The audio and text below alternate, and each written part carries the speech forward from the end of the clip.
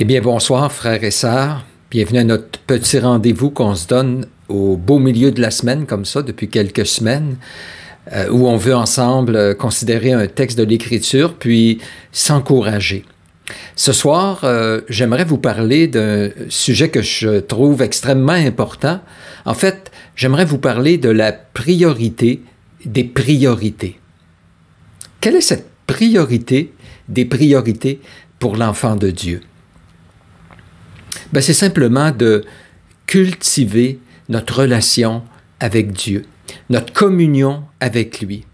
Cultiver la présence de Dieu, goûter, expérimenter comment Dieu est bon et jouir de des temps bénis, riches, profonds avec lui.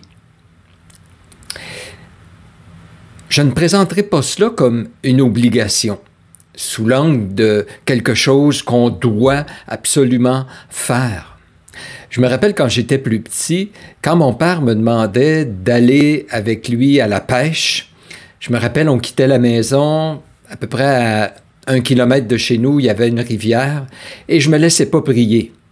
J'y allais, puis c'est les meilleurs souvenirs que je garde de mon enfance, puis des temps avec mon père. Quand il m'offrait quelque chose comme ça, je le refusais pas.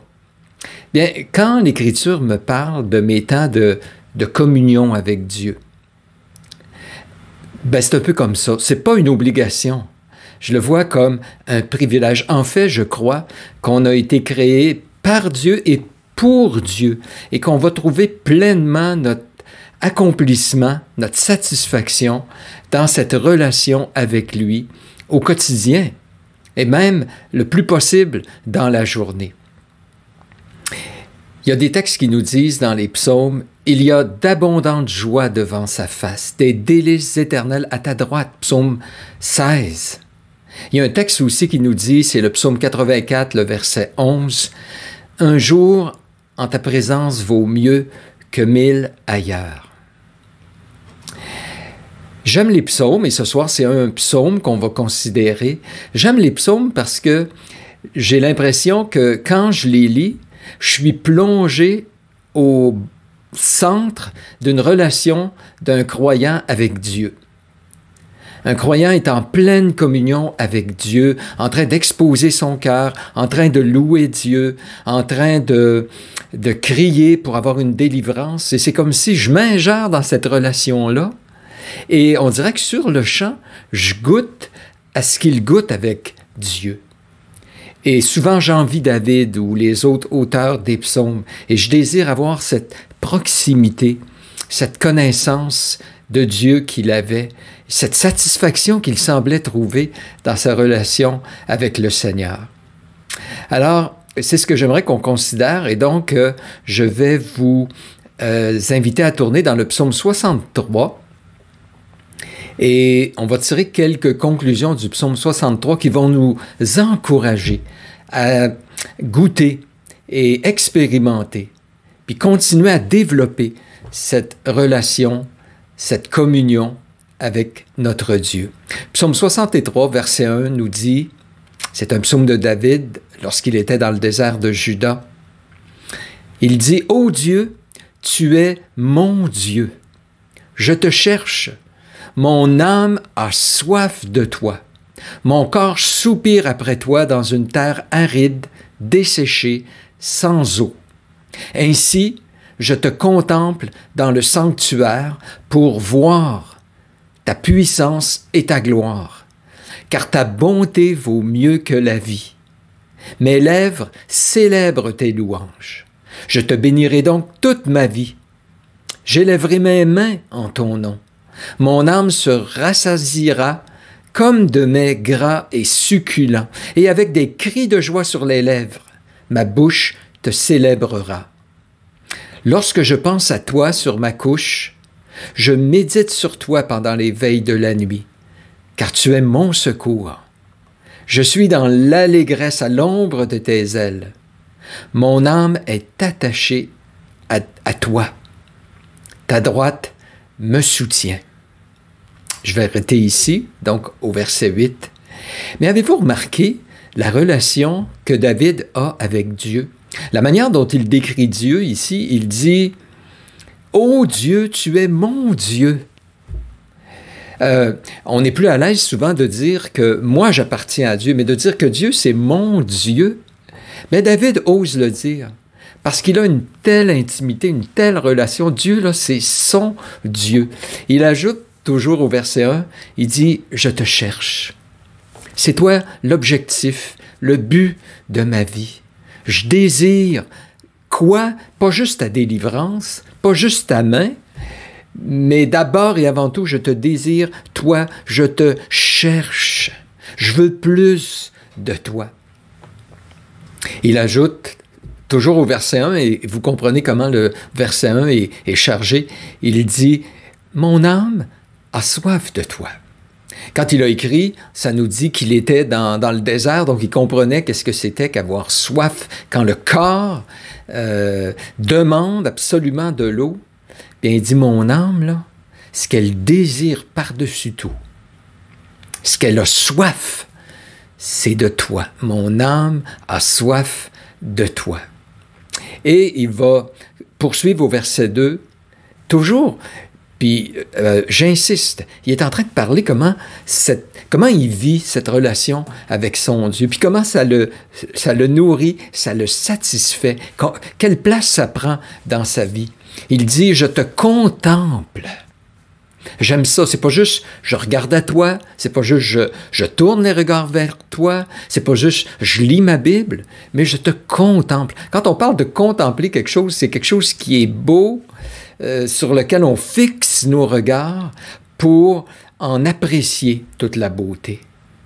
Mais dis-moi là, le centre de ma vie, c'est de te contempler. Puis qu'est-ce que je veux voir? Bien, il continue justement au verset 2, pour voir ta puissance, ta gloire, ta bonté. C'est là qu'il ajoute, car ta bonté vaut mieux que la vie. Tout ce que la vie peut m'offrir.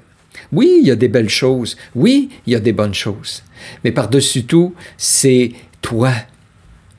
Je veux toi me satisfaire, te goûter, t'expérimenter, goûter à ta puissance, voir ta gloire. Ta bonté ici, c'est le mot pour amour, fidélité.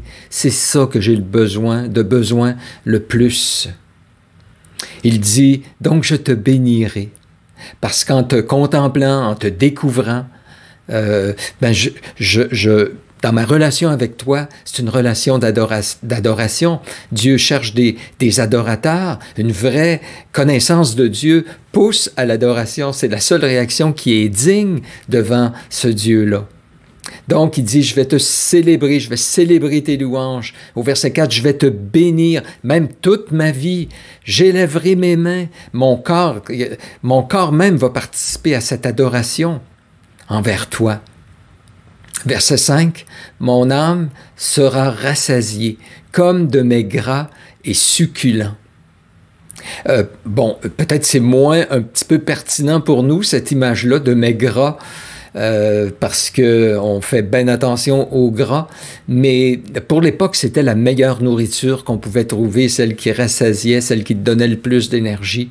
Puis il dit, « Moi, mon âme, alors qu'elle est en ta présence, que j'oublie là, tout le reste autour, puis que je rentre en communion avec toi, que je goûte à ta présence, que je me rappelle qui tu es. Toutes les autres choses perdent sa valeur, puis ça me nourrit comme la meilleure nourriture peut faire pour mon corps. » Et donc, il continue en disant, « Je vais te célébrer », mais là, il ajoute la joie.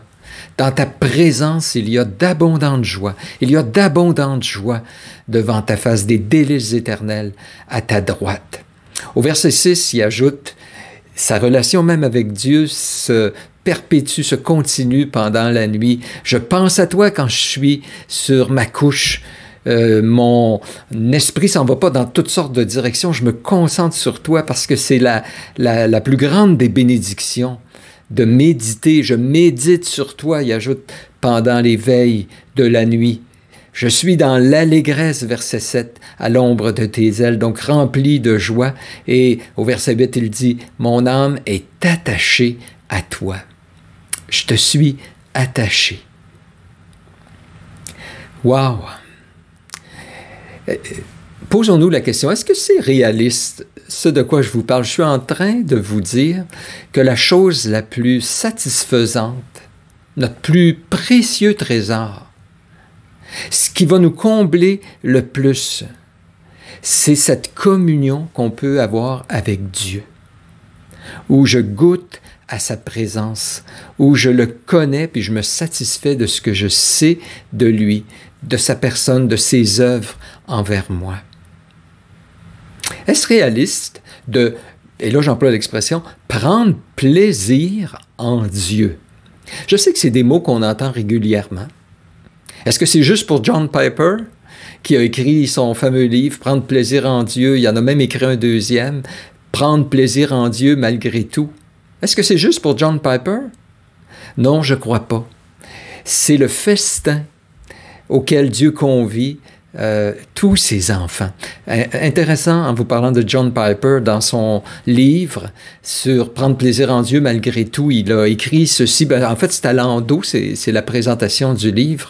On nous dit ceci, depuis plus de 25 ans, John Piper propage à qui veut l'entendre que le but principal de l'homme est de glorifier Dieu en faisant sans cesse sa joie de lui. Il qualifie cette vérité d'hédonisme chrétien.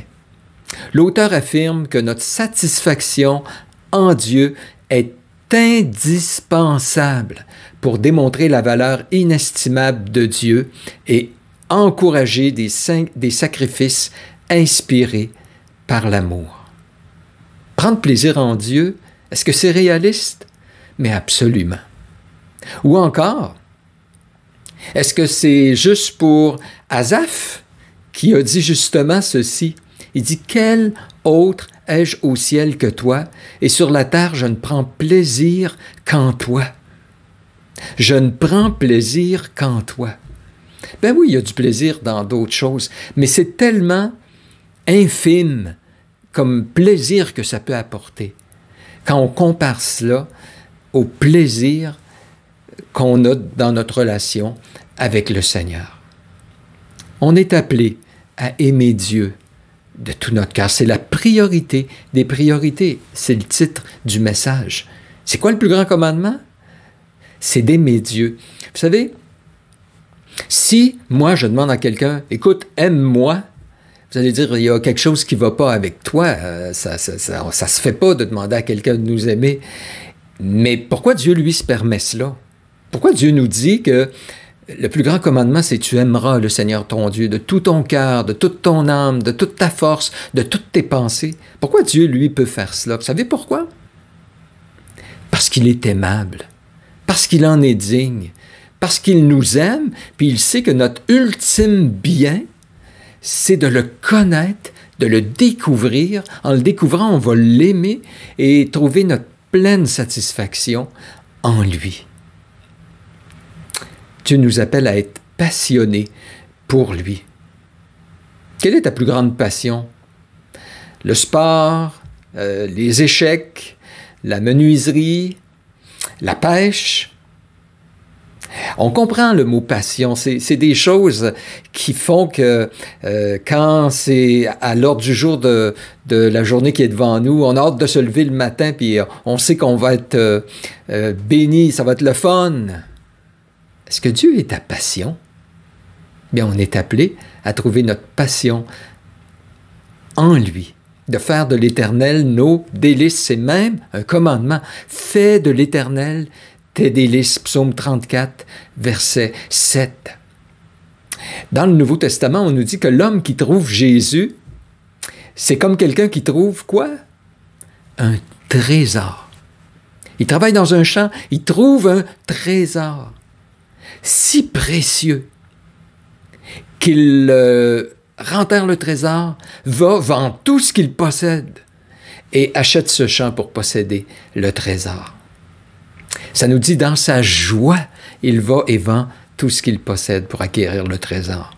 En fait, c'est la clé de la victoire de la vie chrétienne, du renoncement de la repentance. Ces choses qu'on rejette, c'est dans notre joie, parce qu'on a trouvé quelque chose de supérieur. Mais est-ce que c'est réellement ce qu'on vit dans notre relation avec Dieu, où on est dans nos temps chaque jour, où on met les autres activités de côté, qui sont bonnes, qui sont aussi agréables, mais tellement infimes par rapport à Dieu. Donc, on met ces choses-là de côté, puis on prend du temps avec Dieu. En fait, on est appelé à le chercher dans l'Écriture, à connaître de plus en plus notre Dieu. C'est-à-dire qu'au travers de l'Écriture, on va découvrir ses attributs, on va découvrir ses œuvres, particulièrement l'œuvre de la croix.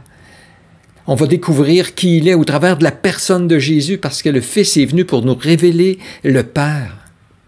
L'Écriture est là pour nous révéler Dieu, pour que nos cœurs le découvrent, en soient touchés, qu'on l'aime face à ce qu'on découvre, qu'on l'adore. Il y a plein de termes dans l'Écriture que quand justement on découvre, on expérimente Dieu, on ne peut pas faire autrement que d'exploser en louange. On le chante, on le célèbre, on se prosterne, on le bénit, etc.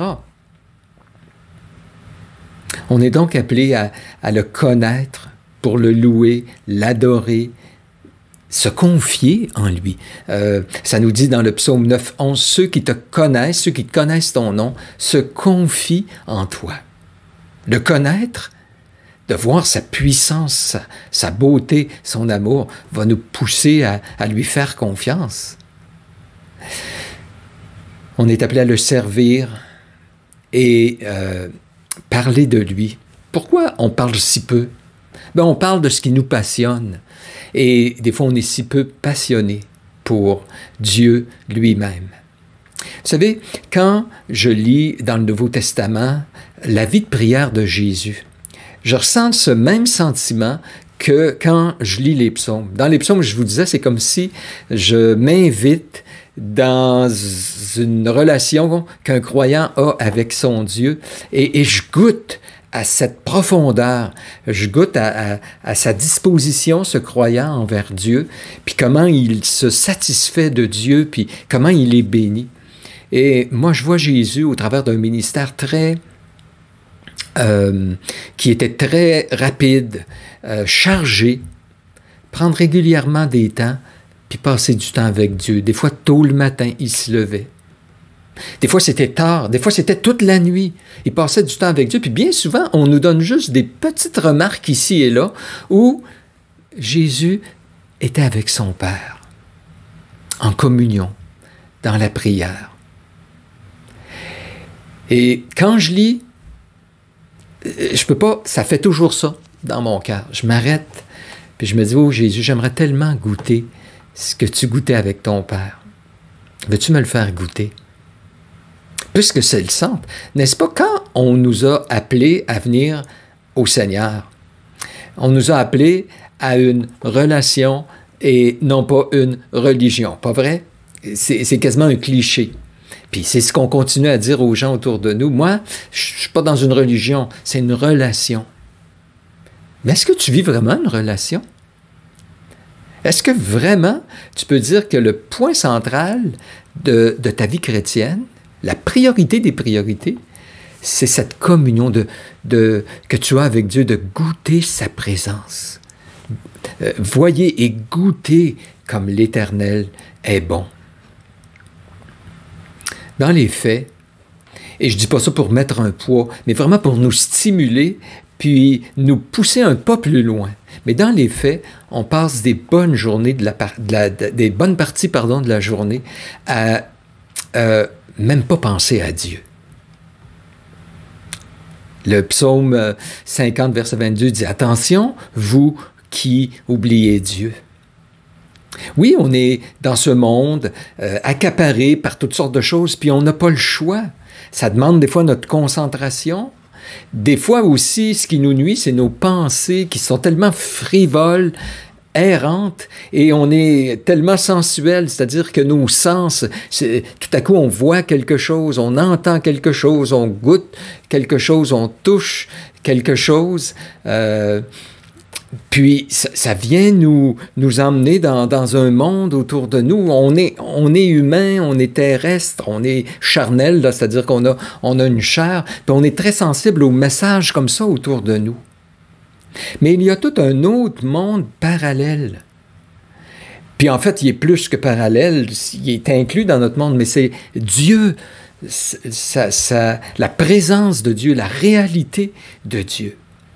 Et des fois, il faut fermer ces sens-là et s'isoler un petit peu et ouvrir notre cœur, les yeux de la foi, se présenter auprès de Dieu, réclamer qu'il nous montre sa face. Fais-moi voir ta gloire comme Moïse a prié. Seigneur, je ne peux pas passer à côté. J'en veux pas d'une vie chrétienne moche où je fais les choses par obligation sans avoir un cœur bouillant pour toi. J'en veux pas.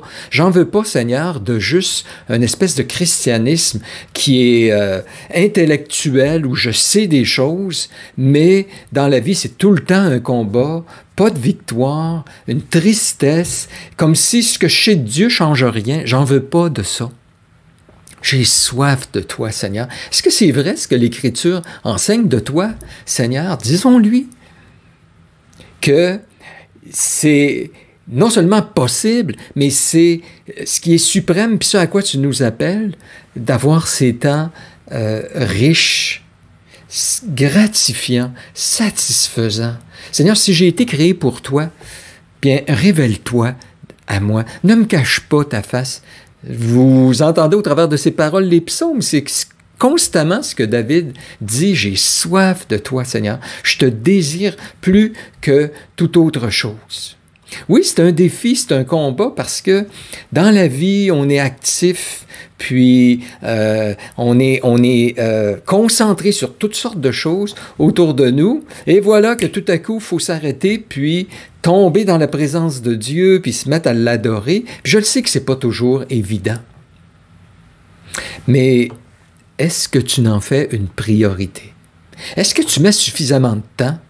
Parce que des fois, on commence quasiment le matin, notre 5 minutes avec Dieu, puis on dit, Seigneur, parle, puis parle vite, parce que j'ai pas beaucoup de temps.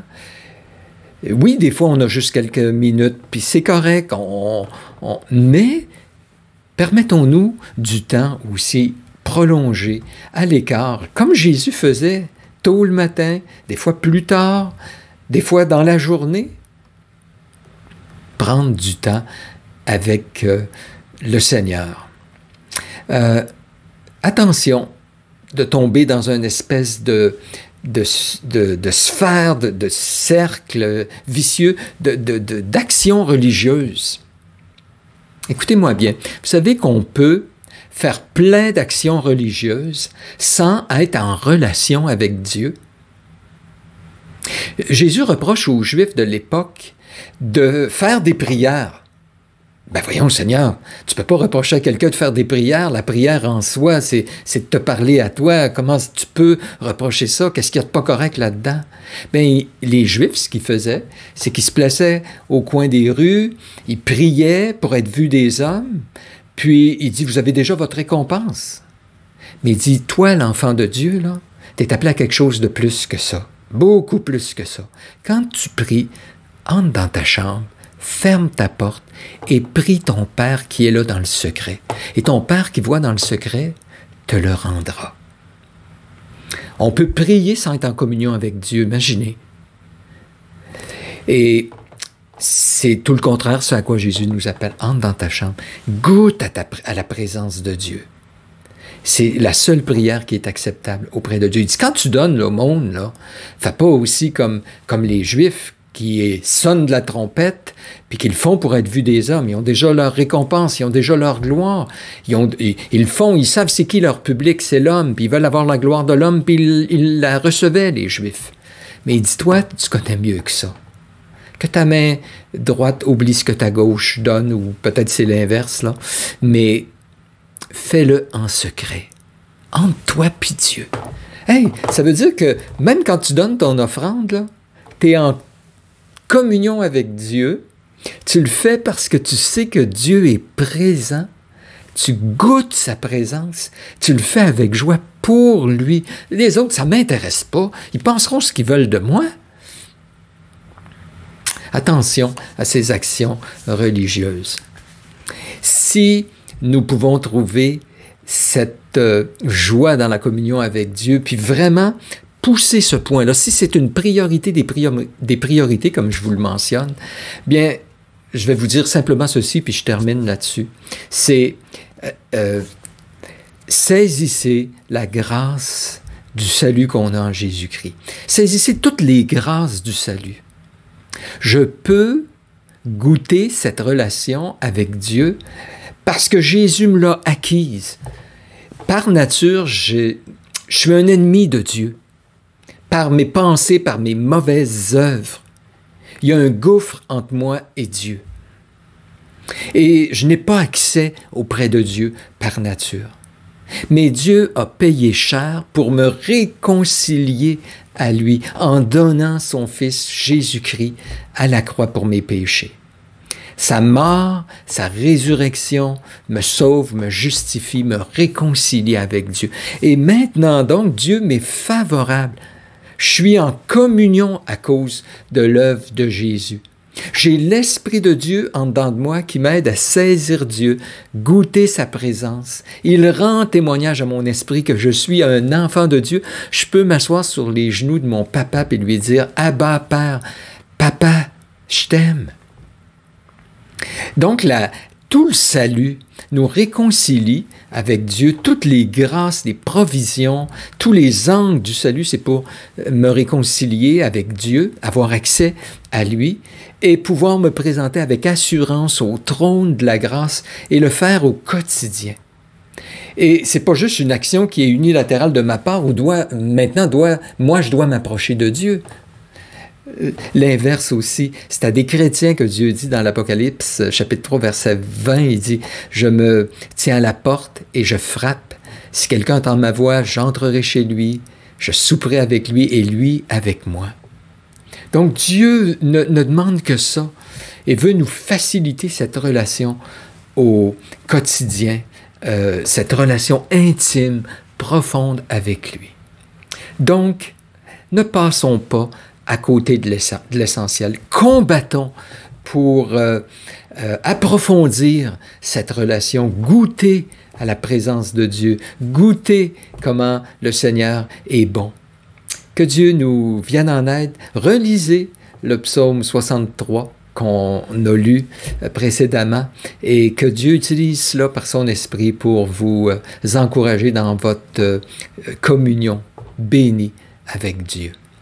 Eh bien, Seigneur, justement, nous te prions que tu nous aides à fermer nos oreilles, nos yeux, nos sens, à toutes ces distractions, même des fois des responsabilités qu'on a, mais régulièrement s'arrêter auprès de toi, avec toi, en pleine communion avec toi, et permets-nous de goûter, Seigneur, ce que la Bible promet. Nous voulons goûter qu'un jour en ta présence vaut mieux que 1000 ailleurs, comme tu promets. Nous voulons goûter, Seigneur, qu'il y a d'abondantes joies devant ta face, des délices éternels à ta droite. Nous voulons goûter combien l'Éternel est bon. Alors, permets-nous, Seigneur, de nous approcher de toi avec assurance à cause de l'œuvre de Jésus et expérimenter cette communion de plus en plus, de mieux en mieux. Au nom de Jésus, notre précieux Sauveur, on te prie ces choses. Amen. Que Dieu vous bénisse.